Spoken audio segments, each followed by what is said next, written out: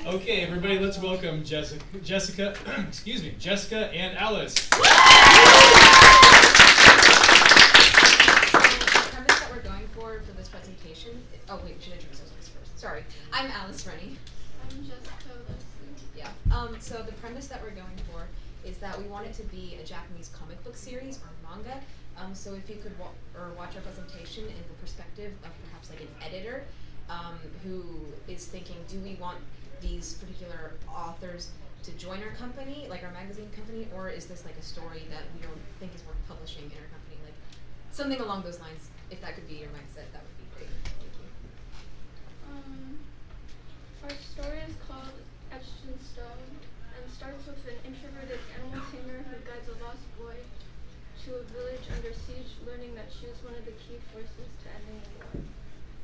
In this fantasy adventure, we explore that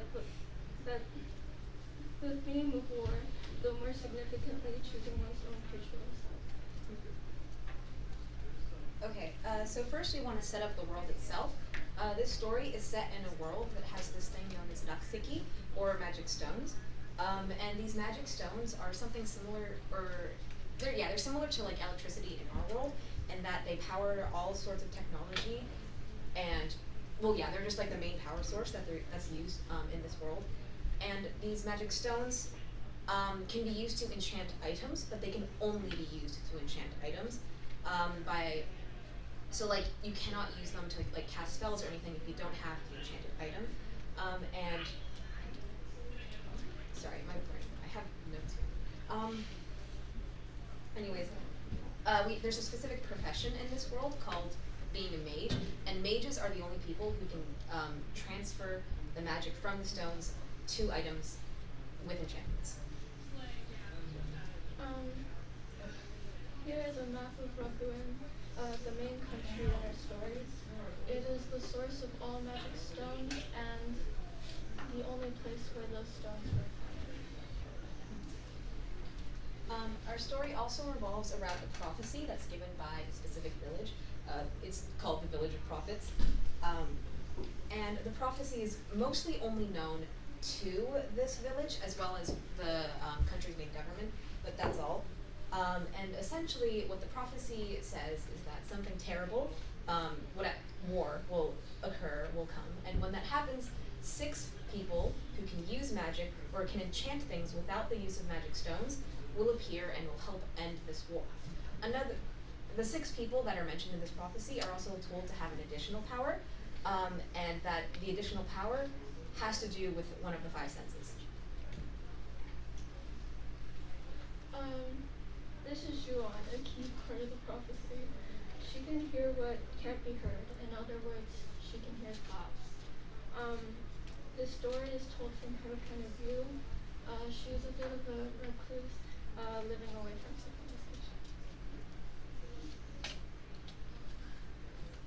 So the story begins when Aaron O'Dara, a young boy, comes to her house, and essentially he is lost. So he says, "Hey, can you take me to the nearest village, please?" And Juan is, again, a recluse, and she's really reluctant, but she's not going to let like a lost kid stay lost. So she's like, "Yeah, sure, I will take you to the nearest village."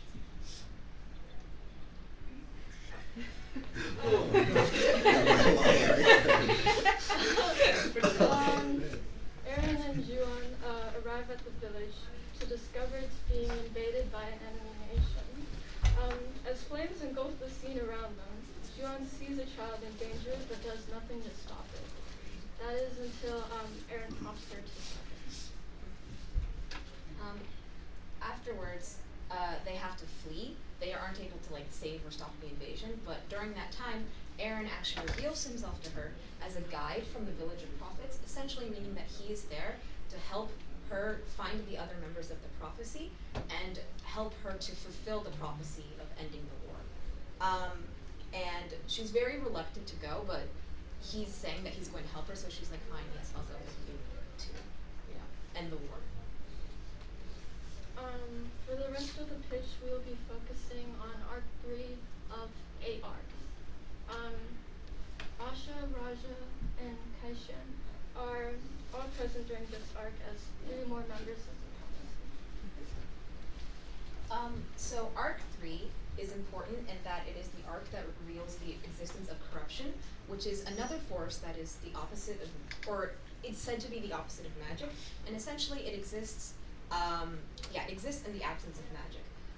As we mentioned earlier, the magic stones in the world can be depleted, except for this particular island, or archipelago. So, other nations in this world have almost completely depleted their use of their magic stones. And because of that, this corruption is entering the area that they've already used up everything, so, where they've already used up all their magic. And corruption is incredibly dangerous because what it does is it infects and it kills people, and it is virtually undetectable.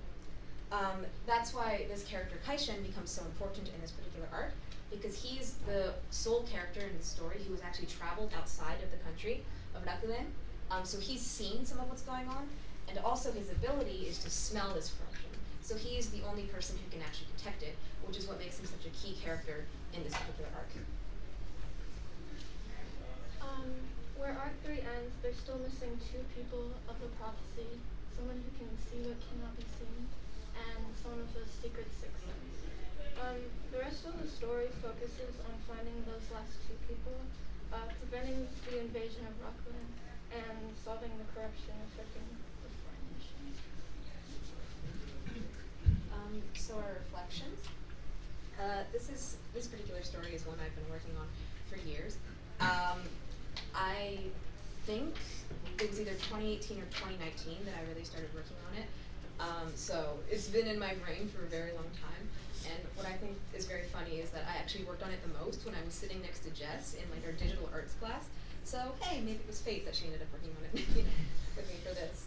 But I've really loved the characters in the world for a long time, so I was really excited for this. Although I haven't been working on the story nearly as long as Alice has, by helping develop the story and the characters and adding details, it's become important and fun with the characters and stuff. And Alice's co-work. So for our research essays, we both researched war, but we researched it in different ways. So what I did in my research was I tried to find realistic motivations for war. Later arcs in the story will involve empathy or understanding the perspective of the enemy nation. And in order to do that well, I thought it would be important to know why wars actually happen in real life, which is why, that's what I researched. I focus more on how war affects people psychologically, because I wanted the characters' actions and reactions and experiences to be more authentic and accurate. That's our story.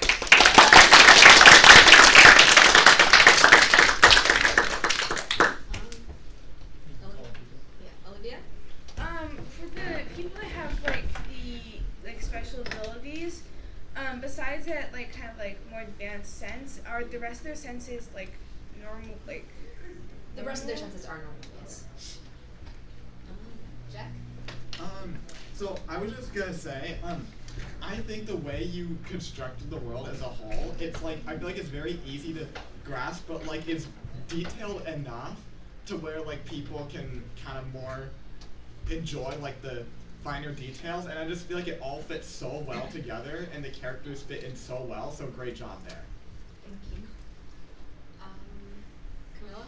As a very high up and noble manga producer, I would be very interested in furthering this more. I would especially like to know, you mentioned that there are 8 arcs, so would there be 8 issues, or would it be you split up the arcs over a series of time? How are you planning to divide your story? Okay, so the first 3 arcs, we mentioned the introduction, and then the first arc is actually finding the earlier character.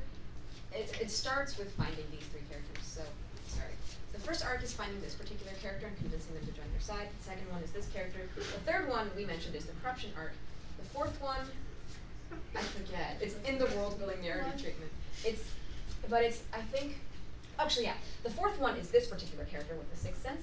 Also, we're allowed, you guys can ask questions about spoilers, because We have them.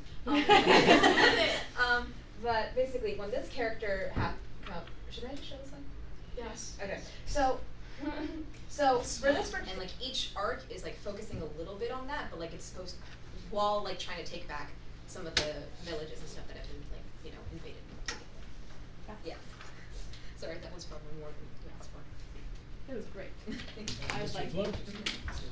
Oh, so do you see your role in this manga series as the director or the actual, sketch artists? Manga is usually not made by like a director. It's just like the artist.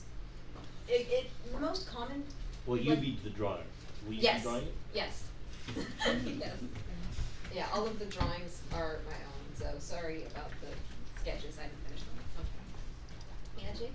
If you had your way, how would you envision the tone of the writing and the sort of just overall tone of the story? So it's like this is really awkward, but have you ever read the story Akatsuki no Yona? I don't think you. It's Yona of the Dawn. It's Yona of the Dawn, and it's not really what inspired me, but like when I read the story, it's like it's a separate manga that is like about a princess who has to leave her country and then she has to go and like try and gain it back or whatever. So that like the tone of that story was like very, I don't know. It's not dark, but like it's lighthearted at first, where she's like learning things about herself and trying to like become a better person. And as she does that, she learns more and more about the world and like learns that there are certain things that she didn't want happening that are happening, and now she has to try and stop that. So it's like that's, I don't want to describe the tone, but like I really want to go for something similar to that, but more like fantasy and like action war oriented than what that was. Sorry, I just. Thank you so much.